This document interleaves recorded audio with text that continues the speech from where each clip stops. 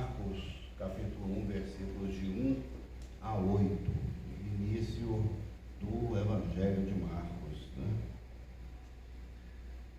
É muito interessante quando entramos no ano B, né, do ano litúrgico, o calendário litúrgico, porque a nossa ênfase vai ser o Evangelho de Marcos, que é o evangelho mais curto, mas considerado o evangelho mais antigo, o primeiro a ser escrito, o primeiro a ser publicado, e talvez o evangelho assim mais direto, mais sucinto nas coisas. Ele narra as coisas muitas vezes sem muitos detalhes, porque ele foi escrito para uma comunidade, e dizem que ele sido a comunidade de Roma, foi escrito pelo apóstolo João Marcos, para que ela tivesse assim, um conhecimento mínimo que fosse da vida de Jesus. É interessante porque a narrativa do Natal não aparece no Evangelho de Marcos. A gente não vê nenhuma referência lá aos anjos, aos pastores, né, aos magos, nada disso. O Evangelho de Marcos, ele começa dizendo assim: princípio do Evangelho de Jesus Cristo. E aqui ele tem uma característica que aparece em mais dois outros livros da Bíblia. O Evangelho de João, quando ele diz assim: no princípio era o verbo estava com Deus, o verbo era Deus. Então aparece a palavra princípio. E um outro livro, esse sim, muito marcante também. Qual é esse livro? Gênesis. O livro de Gênesis, exatamente. A narrativa da criação, o início de todas as coisas. No princípio criou Deus os céus e a terra. Então, é interessante a gente observar que João começa o seu evangelho dizendo, né, no princípio era o verbo estava com Deus. É como se ele recomeçasse a escrever a Bíblia. Ele recomeça a narrativa da criação. E Marcos talvez não tivesse exatamente essa mesma intenção, mas ele conta aqui o princípio do Evangelho de Jesus Cristo. E não começa pelo nascimento de Jesus. Não se preocupa com as narrativas da infância de Jesus, do nascimento de Jesus, que provavelmente ele já conhecia. Mas não é esse o interesse dele. Marcos procura apresentar o Evangelho de Jesus já a partir da pregação, e nem é da pregação de Jesus, mas da pregação do primo de Jesus, João Batista. Mas ele já integra a pregação de João Batista, embora anterior ao ministério de Jesus, e já integra no Evangelho de Jesus, já é parte do Evangelho de Jesus. Essa palavra evangelho, para nós, né, estamos já acostumados a utilizar, né, para nós então é um gênero literário bíblico, não é? A palavra evangelho, ninguém pensa em outra coisa. Na época de Marcos, na época de Jesus, o sentido da palavra evangelho era diferente. Evangelho era o quê? Uma palavra que quer dizer boa notícia. E era um termo também utilizado por imperadores, comandantes, pessoas poderosas, quando elas iam passar por uma determinada cidade, elas então enviavam pessoas para anunciar a sua passagem por aquele lugar. E chamavam isso de boa notícia. Então traçava o roteiro da viagem, e à frente ia uma pessoa conhecida como arauto, né? E uma pessoa anunciando com alguns dias de antecedência que aquele rei, aquele imperador, aquele nobre ia passar por aquela cidade. Muito bom, não é? Receber a visita de uma pessoa poderosa, de uma pessoa nobre, ser lembrado, às vezes, quem estava lá no final do mundo, num lugar abandonado, ser visitado por alguém assim, com tanta autoridade. Por outro lado, junto com essa boa notícia, vinha também uma obrigação. Não era só a visita que era anunciada. Vinha a obrigação de preparar a estrada e a cidade para receber aquela pessoa. As estradas eram estradas onde só passavam o quê? Animais, carroças, não é? Então elas se enchiam de pedras, elas tinham buracos, como todas as estradas até hoje são assim, né? Se não tiver manutenção, ela fica lá abandonada e vai se deteriorando com o tempo. Então, a mesma coisa as estradas da antiguidade, elas precisavam ser limpas, precisavam ser desobstruídas, os buracos precisavam ser tapados, as pedras precisavam ser removidas, para que no momento que passasse a comitiva daquele imperador, daquele rei, daquela pessoa poderosa, ele pudesse então transitar confortavelmente até entrar na cidade, e a própria cidade também acabava tendo que ser arrumada, não é? Ela, afinal de contas, estava recebendo um visitante ilustre, então era de se esperar que a cidade também estivesse enfeitada, estivesse arrumada, que tudo estivesse preparado para receber aquela visita. Então, essa boa notícia, ela vinha acompanhada também de algumas tarefas, uma lista de tarefas, que se não fossem cumpridas, se ninguém fizesse nada, se o imperador passasse por ali e visse os buracos e as pedras todas no meio da estrada, ele iria interpretar essa atitude como um gesto de hostilidade. É como se ele não fosse bem recebido naquele lugar. E aí ele iria reagir conforme a sua sensação, não é? Conforme os seus critérios, conforme o seu arbítrio. A cidade que se preparasse para a reação daquele homem e de suas forças, caso não o recebesse adequadamente. No mínimo, aquela verba lá que o prefeito ia pedir já não ia sair, né? No mínimo, a cidade não ia ter os favores do poder central na hora lá de votar a lei do orçamento, né, Miriam? Até hoje as coisas funcionam mais ou menos do mesmo jeito, né? Então, é muito interessante esse anúncio do Evangelho de Marcos, porque tem exatamente essa mesma estrutura. Ele diz assim: princípio do Evangelho de Jesus Cristo, Filho de Deus.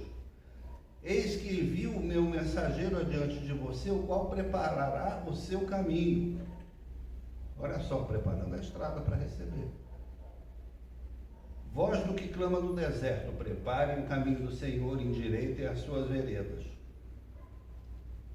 Era o conteúdo normal de um evangelho anunciado por alguém muito poderoso. E aqui ele está anunciando exatamente aqui, a Jesus Cristo, Filho de Deus. Como é, então, a preparação dessa estrada? Qual é a nossa tarefa, nós que recebemos esse anúncio, nós que recebemos essa notícia da vinda do Filho de Deus? Na antiguidade foi por meio da pregação de João Batista. João Batista pregou para as pessoas mudarem os seus valores, mudarem a sua atitude. aqueles que exerciam autoridade, que a exercessem com responsabilidade. Aqueles soldados que cobravam suborno e achacavam as pessoas, que não fizessem isso, que não agissem com autoritarismo, que não abusassem da violência contra a população, só porque tinham o poder das armas. Aqueles que tivessem 2 túnicas, que desapegassem de uma para quem estava passando frio. Atitudes como essas, de respeito, de solidariedade, de responsabilidade com o outro, esses eram os principais componentes da pregação de João Batista. E aí é muito interessante essa pregação, porque ao mesmo tempo que ela não é exatamente uma pregação de rebelião, uma pregação de protesto, uma pregação de denúncia,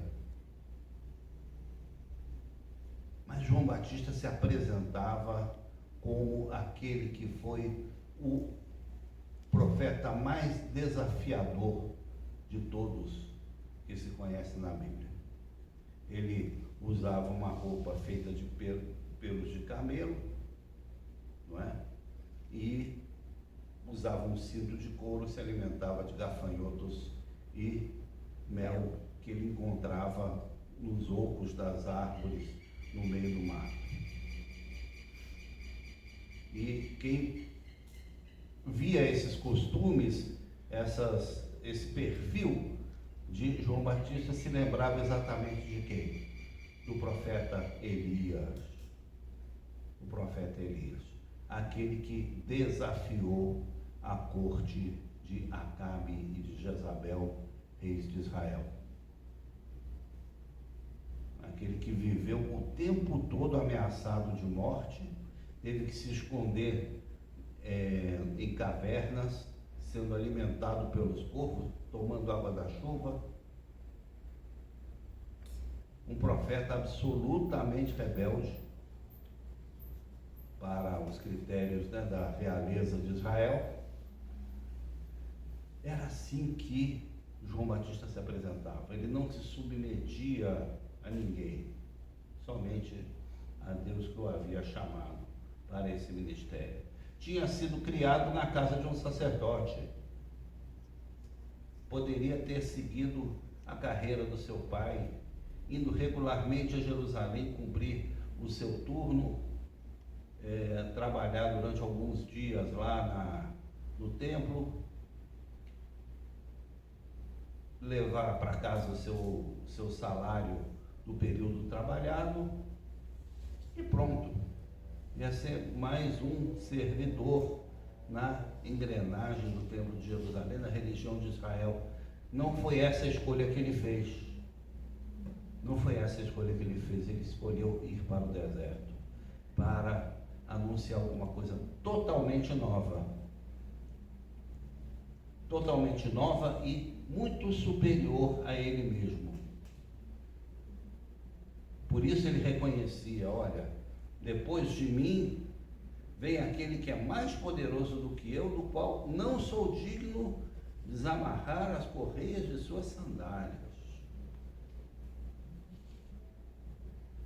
Mas ele fez essa escolha, a escolha de ser o anunciante do Evangelho, o anunciante da vinda de alguém muito mais poderoso. Da mesma forma que aquele soldado, aquele servidor que ia adiante dos imperadores para anunciar a visita dos poderosos nas cidades por onde ele ia passar, aquele emissário, né, era uma pessoa do quadro ali, do serviço do rei, mas não tinha nenhuma autoridade especial, ele era simplesmente alguém que anunciava. Quem vinha depois dele, esse sim era o detentor do poder. Então, essa mesma figura acontece com João Batista, e é que ele reitera esse mesmo papel, que ele mesmo não tinha autoridade, que ele mesmo não era o verdadeiramente poderoso, muito mais poderoso era quem viria depois dele.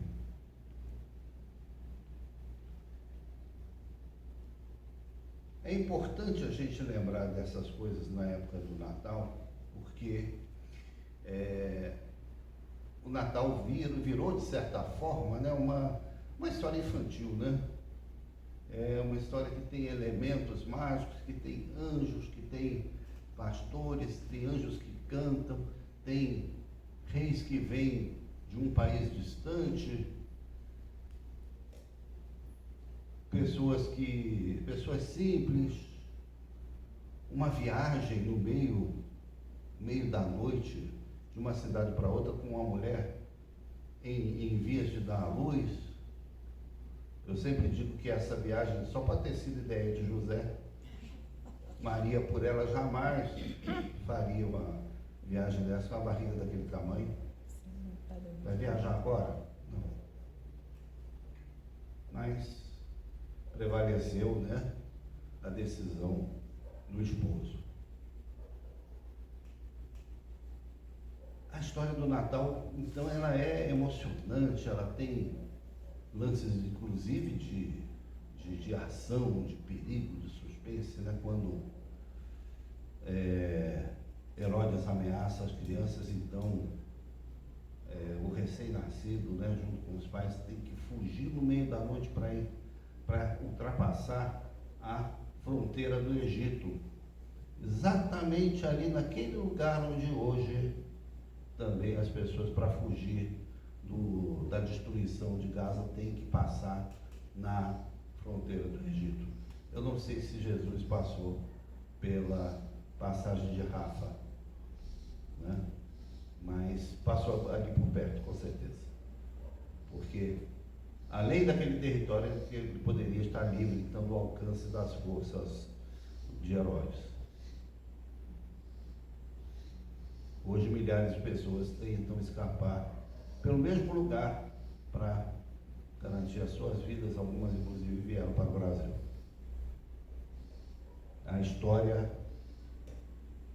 milhares de anos depois, se repete, não é? Nessa mesma época.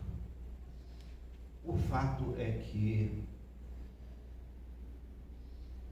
é importante a gente resgatar essa história de Marcos, do Evangelho de Marcos, do Natal, porque ela remete a uma mensagem de mudança de atitude. É verdade que na época do Natal essa mudança, de certa forma, ela acontece. As pessoas ficam mais, digamos assim, mais gentis, se dispõem eventualmente a contribuir para alguma campanha, não é? Ficam mais boazinhas, as famílias se reúnem, não é? A gente sempre ouve falar do espírito natalino. Não é? Natal não é tempo de briga, né? Natal não é tempo de reunião em volta da mesa, de compartilhar de uma boa ceia, de estar juntos, de eventualmente reconciliar de músicas do passado, enfim, não é? Natal é paz, é um menino ali na manjedoura, aquela coisa assim. Passa o Natal, aí tudo volta, digamos assim, ao normal, né? Em fevereiro tudo é carnaval, né? Mas a transformação, a mudança, a conversão que João Batista pregava, né, era através de um batismo de arrependimento. Esse arrependimento não é simplesmente lamentar as coisas que fez no passado, é algo muito mais profundo, é mudança mesmo de atitude profunda do coração, é mudança de valores, é mudança de direção, é um giro de 180 graus na vida. 180, viu, gente? Porque tem gente, eu já vi várias pessoas anunciando que tinha dado um giro de 360 graus na sua vida. Se ela fez isso, ela voltou exatamente no lugar, na direção que ela estava. Então não façam 360 graus. 180 sim. Tá bom. 180 está muito bom. Certo? Jesus chegou pregando o batismo de arrependimento. Mas ele mesmo diz, olha, isso não é tudo. Isso é só o começo. Muito mais poderoso é aquele que vem depois de mim, porque ele vai trazer um outro batismo. E é o batismo do Espírito Santo. Batismo do Espírito Santo. Essa expressão assim tão rica de significados nas nossas igrejas. Mas aqui no Evangelho de Marcos vamos compreender bem qual o sentido do batismo com o Espírito Santo. É que o Espírito Santo é alguém que opera no nosso coração e que vai muito além da nossa boa vontade.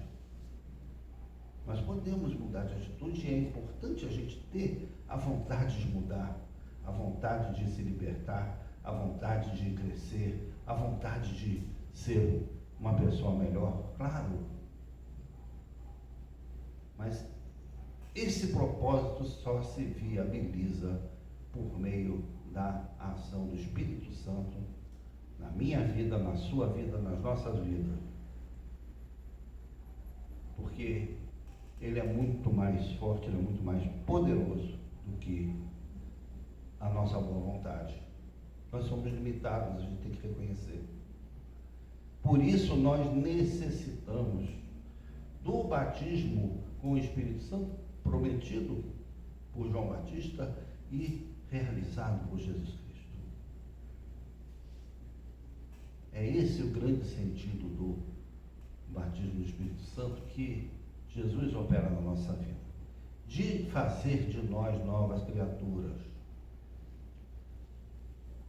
Nós estamos chegando no fim do ano e é muito comum a gente fazer uma listinha de compromissos para o ano que vem,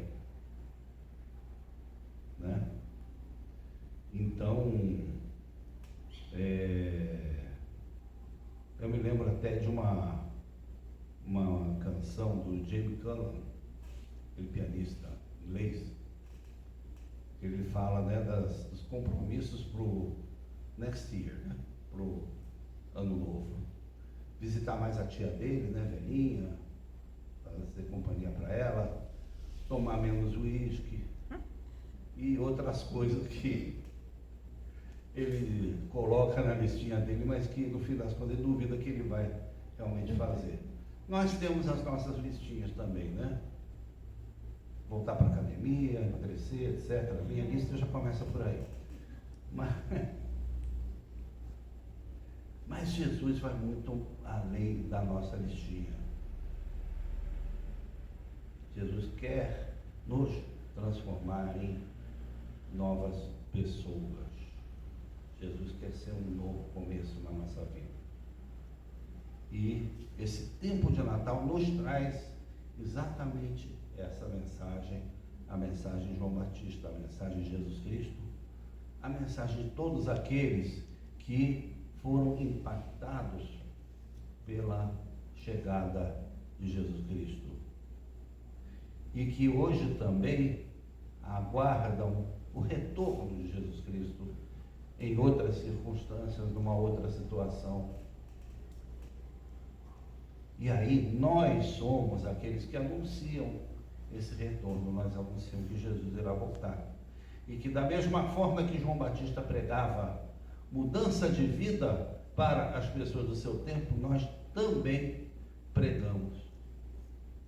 Pregamos mudança, pregamos vida nova, pregamos um batismo,